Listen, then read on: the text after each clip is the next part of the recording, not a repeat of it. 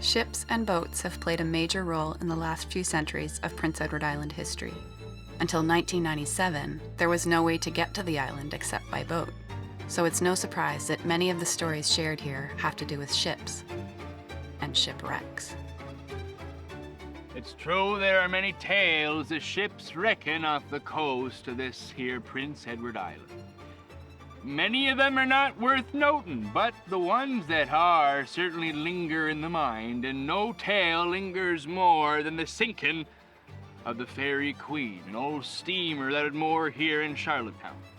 A tale of a shipwreck does not often begin at the site of a church, but that is the case with this tale. Story doesn't begin with the sinking, though.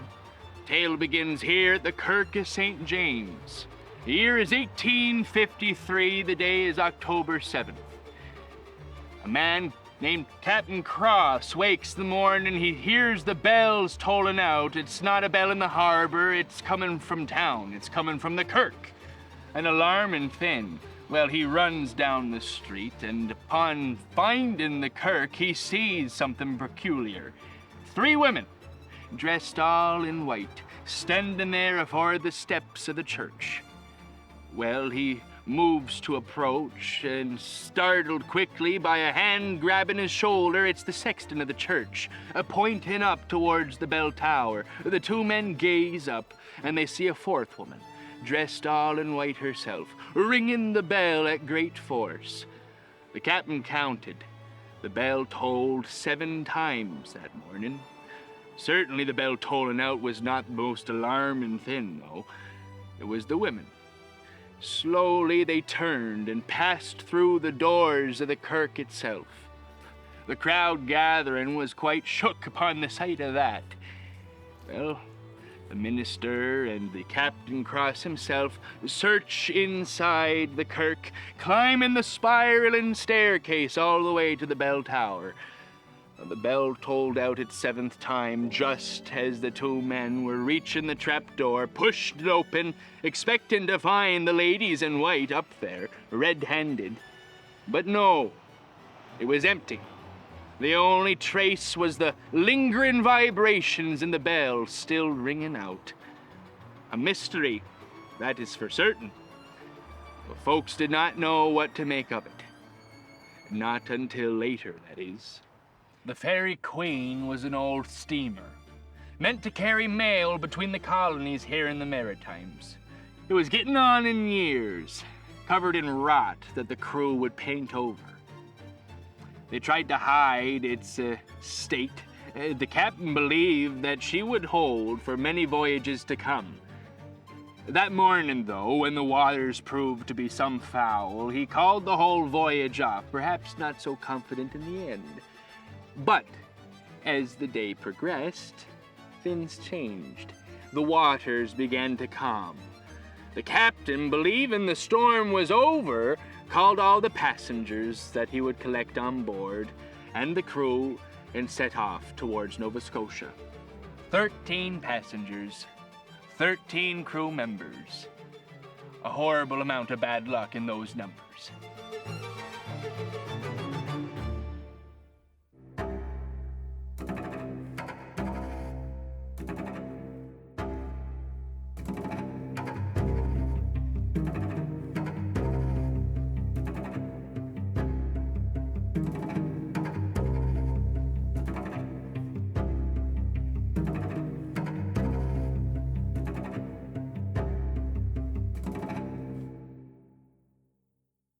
Well, they climbed aboard the Fairy Queen for its final voyage.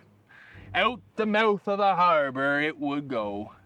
And once it met the waters of the Northumberland Strait, it was clear that the storm was far from over. The waves started picking up. The wind was blowing the rain sideways. A terrible storm to find yourself in, and then the steering rope broke. Well, in their efforts to fix it, the men from the boiler room came up to see what the stir was about. Water got down below the decks and actually put the fires out in the boiler. The ship was floating, without anyone in control, aimlessly and in the waters, being thrown about by the waves. And the water continued to pour in. The passengers and crew continued their bailing efforts, but it was all in vain. The ship was sinking. The captain gave the call. Abandon ship. Well, we all know the saying. The captain goes down with the ship. Not the case in this tale. Captain was first on board the lifeboat, in fact, called for all his crew to join him. He wanted the most able seamen at the rows. They piled into the lifeboat and then launched it away from the ship, leaving the passengers behind. Well, they called out, trying at least to take the women. But no, their cries would fall upon deaf ears. The captain and the crew would not return. The captain shouts out, in fact, "Fear not, we'll get help, we'll be back for yous." He knew full well that there was no coming back. The passengers aboard that sinking ship would meet their death in the water below. Not all of them, though. Some grabbed hold of a cabin that ripped off the ship, floated 12 miles northwards, and then landed on the shores of Nova Scotia. But the others were not so fortunate. 7 of them, in fact, would not see the light of day again. 3 of them, men. 4 of them, women. A coincidence, perhaps, but when you look closer and find that 3 of those women were members of the congregation at the Kirk of St. James, well, suddenly the tale of that forerunner in the morning made perfect sense. The crew of the Fairy Queen were charged with manslaughter, and the story populated the island newspapers for weeks. In the end, it appears that all of them were released without formal charges. Helen Jean Champion, on her journey around the island, recounts another story of victims of a doomed sea crossing returning home. When Louisbourg fell to the British in July of 1758, the English wasted no time in dispatching soldiers to Charlottetown to take control of Fort LeJoie and begin the deportation of the Acadians scattered across the island.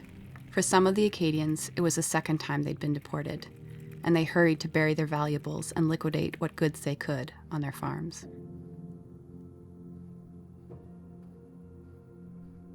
I wandered down to the shore and walked along the beach. I was not the only wanderer. A smuggler, I surmised.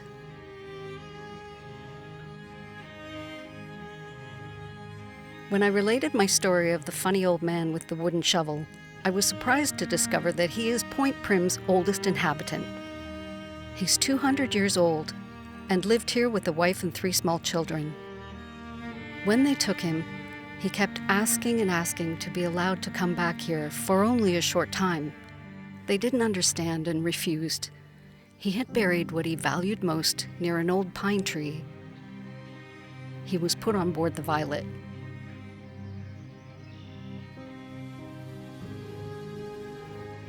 The Violet carried 400 Acadians, including a large number from Point Prime, currently known as Point Prim, and the Duke William carried 300 more. The 2 ships set out on stormy seas for France in late November. By December 10th, after weeks at sea, it was clear that the Violet wasn't going to complete the crossing. The crew of the Duke William was horrified to see her sink in only 10 minutes during a violent squall, with all souls aboard lost. The Duke William was also quickly taking on water due to rough seas, and was ultimately abandoned by its crew and captain as it floundered, taking its passengers to the depths. Yet another instance that runs counter to the general belief that the captain always goes down with the ship. Farms and houses across the island would never be returned to. Treasures buried at the roots of trees. Children's toys left behind in the necessity of packing.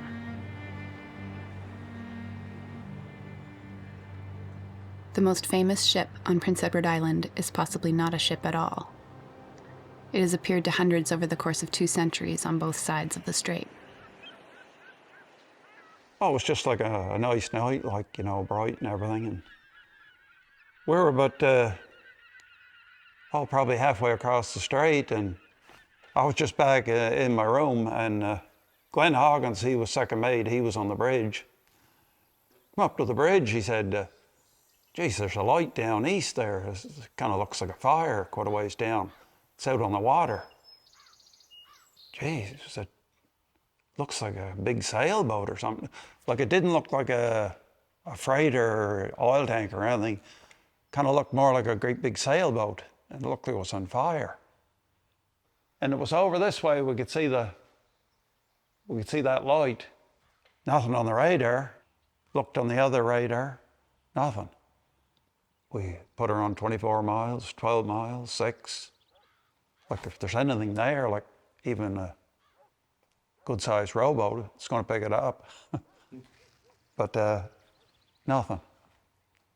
Jesus, said Glenn, that must be the Phantom ship. Like if you ever see it, you'll know you've seen something different.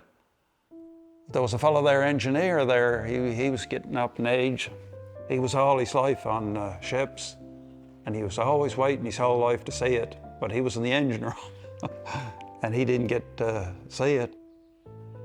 So he said to me, he said, next day we're working, would you draw a picture of what you seen? I said, yeah, okay, I'll try. This is what it kind of looked like. And the flames are like going up, oh, you would say like 25, 30 feet. Jeez, they're going up. And flickering like, just like flickering like. Made some Mercs and my uncle, he run the lighthouse in Point Prim here for quite a few years. He seen it twice.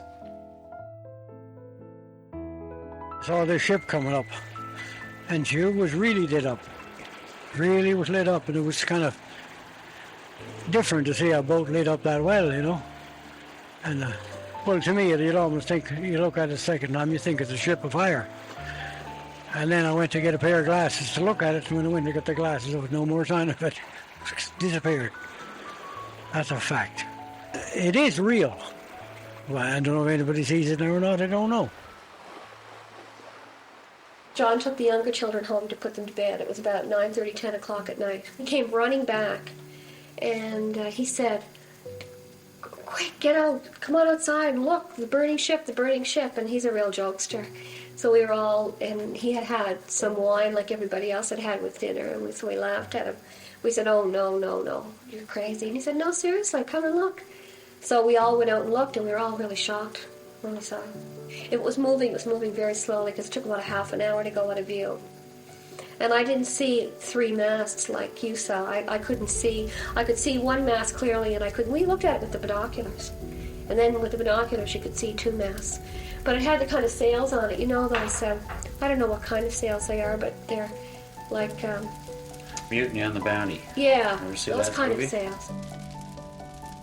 We watched it for maybe 5 or 10 minutes, and it seemed to be drifting down the strait. It was too far away for us to see if there was any people on it, and then it just seemed to fade. Just seemed to fade out of sight. I know what I saw. I don't really have an explanation for what I saw, but the fact that I remember it 60 years later is, I think, significant. My uncle, his name is Hubert Sark, and he is one of the ones that we would say would be blessed with very amazing abilities to see things most people can't. And when he dreams, he can dream the future. But the ghost ship, yes, he has also seen the ghost ship. It was quite big, like the normal old-fashioned ships. At the back of it there was a fellow guard on there carrying a musket. He was walking back and forth, so there must have been a guard, eh? And I shined the light on it and it wouldn't go away, and after a while I must have been there about a couple of hours, eh? Just glowing like, eh? And then after a while I came back out, it was still there. It was there for a good 2 hours. And that guard was still walking back and forth. Yeah. I found old Indian burial ground at Hog Island there. They claim it's some of it's 4,000 years old. I got a stone axe in my bedroom there. It's all wrapped up in an old garbage bag. Where is it? underneath my bed.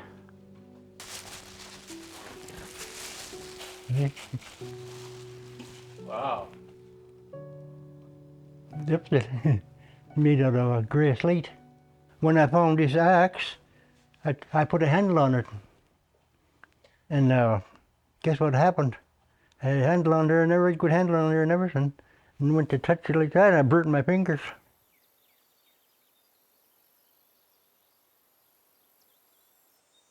The house was built in 1863. I sleep on the first floor, and so I've had a lot of guests, especially when I first moved here, that came and stayed with me, and they would stay in the bedrooms upstairs. And they would all tell me, oh, there's ghosts upstairs. One night, I got up to let the dogs out, and I heard someone talking upstairs. And they were speaking in a very monotone, almost like a very professional voice. It was a male voice, and it was speaking in a language I'd never heard. And I've traveled a lot, I've heard a lot of languages. So when I was telling locals about this later, they said, oh yeah, that would be Gaelic that they were speaking. A lamp actually kept coming on in one of the bedrooms upstairs. And then I would go up in the morning and turn it off. And I never went up at night. And one time when this happened, I sort of yelled up, hey, if you're going to be turning on those lights, you're going to be paying for electricity. And funny enough, once I did, I went up the next day, turned off the light, and the light never came back on again. But not only did the light not come back on again, the next time I went to use the light, it wouldn't work. And it hasn't worked since. One time, a girlfriend of mine was upstairs taking a nap in the daytime. And she kind of woke up because the blanket was being pulled down over her feet. So she was laying there, her feet, I guess the ghost thought it was cold, and pulled the blanket down to cover up her feet. Now, when I told this to some locals, they seemed to know who it might be, and they said it was a woman who lived in the house with her brother, and she was a nurse. And so they said, oh, yes, she was such a kind person. That's exactly what she would do. And I wouldn't even say these spirits that are supposedly in this house, they don't seem to be haunting it. They just seem to be upstairs.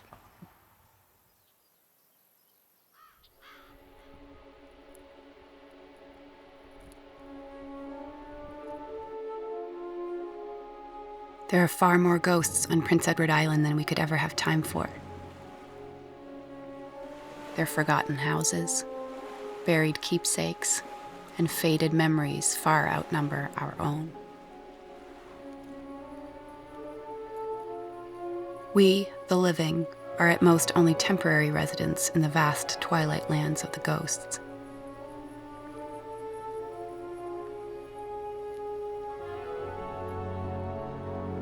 Someday, all of us will be ghosts of Prince Edward Island, or of some other place.